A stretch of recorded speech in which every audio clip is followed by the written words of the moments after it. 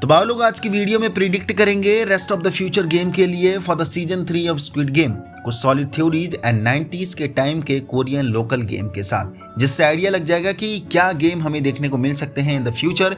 क्योंकि अभी तक सिर्फ 3 ही गेम खिलाए गए हैं एंड पूरे 3 गेम और बचे हैं। लेकिन वीडियो स्टार्ट करने से पहले सीजन 3 की कुछ अपडेट देना चाहूंगा जो कि मेकर ने हमारी तरफ को देखकर रिवील करा है। Yes, creator and director of Squid Game Hwang Dong hyuk ने कहा है कि सीजन 3 आपको जल्द ही देखने को मिल जाएगा।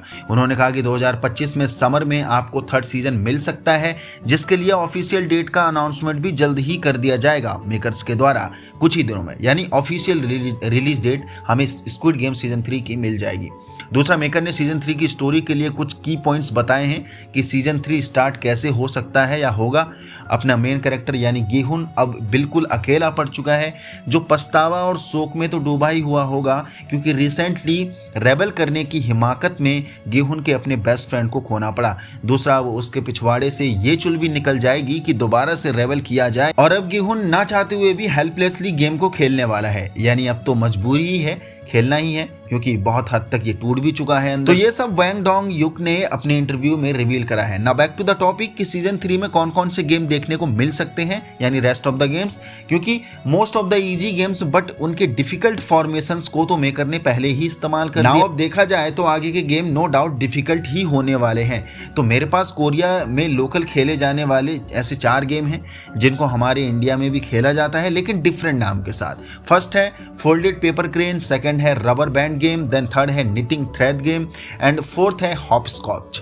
तो इन चारों गेम को डिफाइन करने से पहले नजर मारते हैं पोस्ट क्रेडिट सीन के गेम पर, क्योंकि हमें यह तो समझ में आ गया कि game red light green light होने ही वाला है। दूसरा, माइनर सीबी मोमेंट को रीड करने के लिए पापी गुड़िया के साथ साथ एक गुड्डा और लगा दिया गया है। तो मुद्दे की बात यह है कि वही same red light green light game होने वाला है या देखने को मिल सकता है हमको, जो हम अभी तक देखते आ रहे थे, या फिर कोई एथलेटिक रेस को इंट्रोड्यूस करा जाएगा, क्योंकि रेड लाइट और ग्रीन लाइट जलती नजर आ रही हैं। तो जाहिर सी बात है कि पिछले वाले गेम की तरह वॉइस कमांड नहीं होगी, यानी सॉन्ग वगैरह नहीं बजने वाला होगा।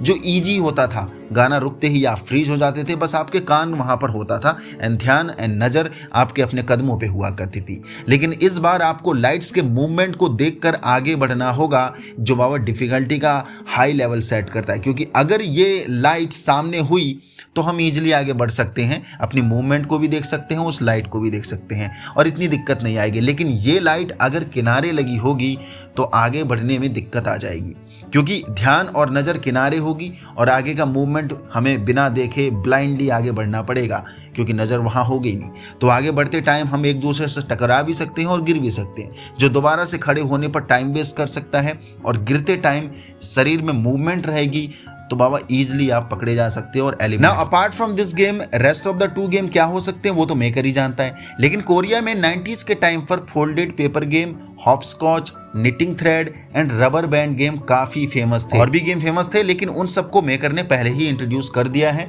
तो अभी इन 4 गेम को डिफाइन करते हैं, क्योंकि मे बी इनमें से कोई एक हो सकता है या मिल सकता है हमको। जहां कोरिया के फोल्डेड पेपर गेम की बात करें, जो काफी पॉपुलर गेम है, वहां पर तो आप रंग बिरंगे पेपर से अपने हाथों से कुछ भी सेब बना सकते हैं, खासकर बतख, चिड़िया, मुर्गा, कुछ भी, मतलब बर्ड्स में अधिकतर ये सेब बनाए जाते थे। तो अगर देखा जाए तो ये गेम भी काफी डिफिकल्ट है, जहां मेकर इसमें से आपको एक टाइमिंग दे देगा, यानी 5 मिनट 10 मिनट, कुछ भी एग्जाम्पल के तौर पर कोई भी टाइमिंग हो सकती है। और यहाँ पर एक डिफिकल्टी सेट कर देगा या एक नंबर सेट कर देगा कि कोई भी 5 सेब एनिमल के या बर्ड के हमें बना के दिखा सकते हो आप दिए गए टाइम के अंदर। और अगर ऐसा नहीं कर पाए, और मतलब वो सेब जितने भी होंगे वो रीजनेबल होने चाहिए, मिलते जुलते होने चाहिए, जो भी एक्चुअल बर्ड या फिर जिसे आप रिप्रेजेंट करना चाहते हो उससे। तो जिसने बना लिया वो क्वालिफाई, जिसने नहीं बनाया वो एलिमिनेट हो जाएगा। तो बाबा डिफिकल्ट तो है ये। बाकी दूसरा गेम है हॉपस्कॉच। वैसे इस गेम की काफ़ी वैरायटीज हैं और हमारे यहाँ लोकल भाषा में इस गेम को अड्डू भी बोला जाता है, जहाँ पर 8 या 10 डब्बे चौक से ज़मीन पर बनाए जाते हैं और एक पाँव से लंगड़ी करके फेंके गए अड्डू को टच करना होता था अंदर, उन बॉक्स के अंदर जाकर एक टांग से। एंड देन फिर आप उस अड्डू या फिर उस पत्थर के टुकड़े को रीच कर जाते थे तो पाँव से एक ही ठोकर में बाहर फेंकना पड़ता था। बट ध्यान रहे कि ठोकर मारते समय सिर्फ वो पत्थर का टुकड़ा या फिर अड्डू स्ट्रेट ही जाना चाहिए, लाइन से इधर उधर नहीं जाना चाहिए। अगर वो स्ट्रेट जाने की जगह लाइन से इधर उधर हो गया या फिर लाइन कट करके भी चला गया, जो बॉर्डर लाइन है उन दोनों को कट करके भी चला जाता है, तो आप आउट हो जाते हैं। दूसरा, इस गेम को और भी डिफिकल्ट तब बनाया जाता था जब आपको लिमिटेड काउंट के साथ ही लंगड़ी कूद के जाना होता था अंदर। मान लिया जाए सिर्फ 8 बार एक टांग से लंगड़ी कूदने का मौका मिलेगा तुम्हें, उसमें ही आपको उस बॉक्स के अंदर भी जाना होता है, उसी में आपको उस अड्डू को बाहर भी ठोकर मार के फेंकना होता था या निकालना होता है, वो भी नियम के तौर पर। और उसी काउंटिंग में आपको फिर से उसी बॉक्स में से बाहर भी आना होता है। ड्यूरिंग दिस होल इवेंट आपको एक ही टांग पर खड़ा रहना होता। तो मोस्ट प्रोबेबली बहुतों ने खेला होगा बचपन में ये गेम, खासकर ये गेम लड़कियां अधिकतर खेलती हैं, लेकिन हम हरामी लौंडे थे, लड़कियों के साथ ही ज़बरदस्ती घुस के खेला करते थे। और लड़कियों से ज़्यादा हम लोग इतने एक्सपर्ट हो गए थे उस गेम में, साला हमें लड़कियां खिलाने ही नहीं लगी थी बाद में। तो ये गेम भी काफ़ी डिफिकल्ट है और मुझे गट फील हो रहा है कि ये गेम शायद 3rd सीजन में मेकर इंट्रोड्यूस कर सकता है, क्योंकि ये काफ़ी पॉपुलर एंड डिफिकल्ट गेम भी है। 3rd है रबर बैंड गेम। जैसे कि नाम से ही पता चल रहा है, एक रस्सी या फिर 2 रस्सियों के साथ इस गेम को खेला जाता है। 2 बच्चे रस्सियां पकड़ के आमने सामने खड़े रहते हैं तान के, और रस्सियां घुमाते हैं, या फिर ऊपर नीचे करते हैं या फिर जिग जैक ऑर्डर में हॉरिजॉन्टली करते हैं, जिसमें से एक रिदम के साथ लगातार अंदर जो रस्सी में है वो लड़का लड़की कोई भी एक रिदम के साथ कूदते रहना चाहिए या जंप करते रहना चाहिए, वरना आपका पांव रस्सी में कभी भी फंस जाता है और जब फंस जाएगा तो आप एलिमिनेट हो जाओ। दूसरा, इस गेम को और भी डिफिकल्ट तब बनाया जाता है जब गाना भी इसके साथ बजाया जाता है, और हर सॉन्ग के साथ एक अलग से नियम होता था या अलग से एक एंगल हुआ करता था। यानी सॉन्ग चेंज होते ही रस्सियों के ऑर्डर चेंज हो जाते थे। जो रस्सी अभी ऊपर नीचे चल रही थी वो जिग जैग ऑर्डर में आ जाती थी सडनली, जो बहुत हद तक आउट करने का एक अच्छा नियम है। तो ये भी गेम काफ़ी डिफिकल्ट है। बाकी 4th गेम है निटिंग थ्रेड। खैर ये गेम भी सभी लोगों ने बचपन में खेला ही होगा।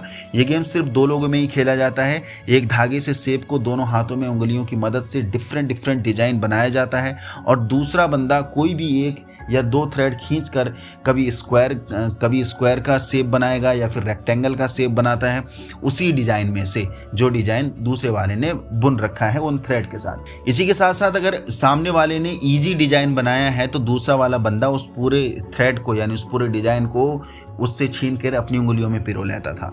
लेकिन ध्यान रखना होता था कि डिजाइन बिगड़ना नहीं चाहिए, वरना you are out from the game.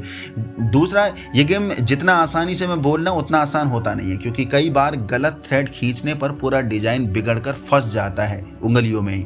और ये गेम भी काफ़ी डिफिकल्ट है। ये गेम भी अधिकतर हमारे यहाँ लड़कियाँ ही खेला करती हैं। हाँ, मैंने बहुत कोशिश करी थी सीखने की, पर आज तक नहीं सीख पाया, मेरे दोस्त सीख गए थे। अगर ये गेम इंट्रोड्यूस हो गया तो बहुत लोग मरने वाले हैं। So these all are the list of Korean local games, जो उसी दौर के गेम हैं जिस दौर के गेम मेकर अभी तक यानी सीजन 1 और सीजन 2 में हमें खिला चुके हैं। तो मे भी इनमें से कोई एक गेम मेकर शायद इंट्रोड्यूस कर दे हम सबको। बाकी होना वही है जो मेकर चाहते हैं, हम बस थ्योरी ही सेट कर सकते हैं, बस यही है हमारे पास। तो देखते हैं बाबा, बस 6 महीने बाद हमें सीजन 3 भी मिल जाएगा, यानी जुलाई में, मे बी जुलाई में ही पॉसिबल है। तो वो दिन ज़्यादा दूर नहीं है, और कुछ दिन बाद ही हमें ऑफिशियल डेट भी इंट्रोड्यूस कर दी जाएगी मेकर के द्वारा। तो यहाँ तक पहुँच गए तो इसका मतलब वीडियो आपको पसंद आई है। पसंद आई तो लाइक कर दीजिए, नए हो तो चैनल को सब्सक्राइब कर दीजिए। बाकी आपकी तरफ से क्या ओपिनियन है आगे के गेम के लिए, और भी कोई गेम ऐसे हैं जो शायद मैं नहीं काउंटर कर पाया हूँ, तो यस नीचे कॉमेंट बॉक्स में जरूर मेंशन करके जाना कि आपके हिसाब से क्या गेम हो सकते हैं, मतलब रेस्ट ऑफ द 3 गेम। हाँ, स्क्विड गेम तो होने वाला है, तो 2 गेम की बात करें तो उन दोनों में से क्या गेम हो सकते हैं डिफ़िकल्टी के हिसाब से एंड ईजली समझने के हिसाब से भी, क्योंकि जितने भी गेम अभी तक हमें दिखाए गए हैं वो सारे गेम इजी बहुत हैं, लेकिन उनकी डिफ़िकल्टीज और उनकी जो शर्तें और नियम हैं उनको पालन ना कर पाना, भाई एलिमिनेट तो हो गए जो हम देख भी आ चुके हैं, मौत का नंगा नाच, है ना। तो यस जरूर बता के जाना नीचे कमेंट बॉक्स पर।